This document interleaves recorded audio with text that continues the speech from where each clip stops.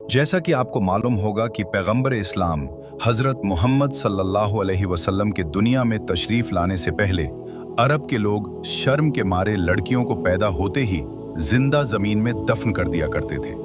कुरान शरीफ में भी इसके बारे में यूं बयान आया है कि जिंदा दरगोर कर दी जाने वाली लड़कियों के बारे में उन्हें जिंदा दफन करने वालों से पूछा जाएगा कि किस जुर्म में इन्हें कत्ल किया गया। पैदा होने वाली बच्ची ने क्या ऐसी खता की थी?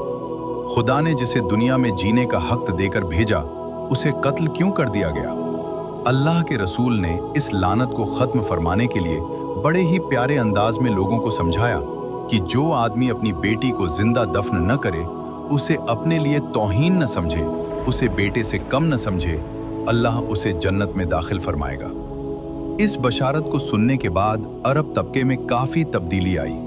लोगों ने अपने हाथों से अपनी पैदा हुई लड़कियों को कत्ल करना छोड़ दिया, तो आका ने एक और खुशखबरी सुनाई कि जिसके घर 2 लड़कियां पैदा हुईं और घर वालों ने उनकी परवरिश अच्छे ढंग से की, उन्हें अच्छी तालीम दी और जवान होने पर उनकी शादी करा दी, तो वो मेरे इतने करीब रहेंगे।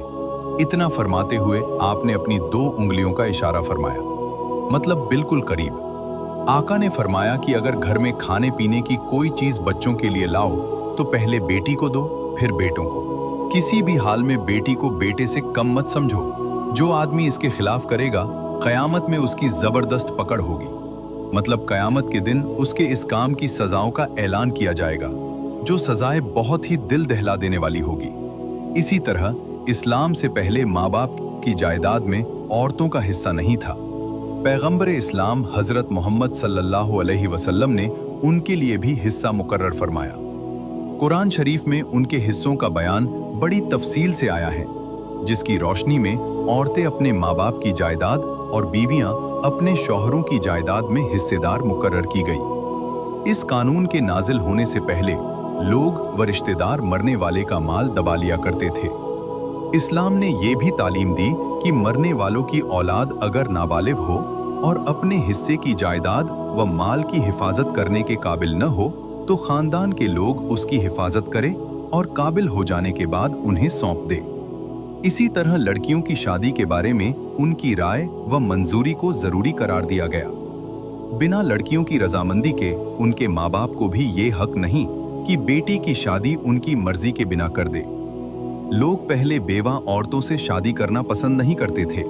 पैगंबर इस्लाम हजरत मोहम्मद सल्लल्लाहु अलैहि वसल्लम ने एक बेवा हजरत बीबी खदीजा से निकाह फरमाकर उस बुरे दस्तूर को भी खत्म कर दिया। हालांकि आप 25 साल के और वो 40 साल की थीं। आपने बीवी के साथ अच्छा बर्ताव करने की बार बार ताकीद फरमाई और फरमाया कि तुम में सबसे अच्छा वो है जो अपने घर वालों के लिए अच्छा हो। आका ने इस्लाम में औरतों पर एक बड़ा एहसान करके उन्हें समाज में बड़ी इज्जत बख्शी और उन्हें काबिले एहतराम करार दिया कि जन्नत माँ के कदमों के नीचे है कि खुशखबरी सुनाई। बड़े खुश नसीब हैं वो हजरात जो बेटी, बहन, बीवी, माँ वगैरह जैसी हस्तियों की कद्र करते हैं और उनका हक अदा करते हैं। हम सभी को चाहिए कि औरतों की इज्जत करें, उन्हें इज्जत की नज़र से देखें, उनका एहतराम करें। अगर उन पर कोई जुल्म हो रहा है तो उसके खिलाफ आगे आए। जरूरी नहीं कि औरत किस मजहब की है। अगर कोई मुसीबत में है तो हर मुसलमान का जिम्मेदारी है कि उनकी मदद करने के लिए हमेशा आगे रहे।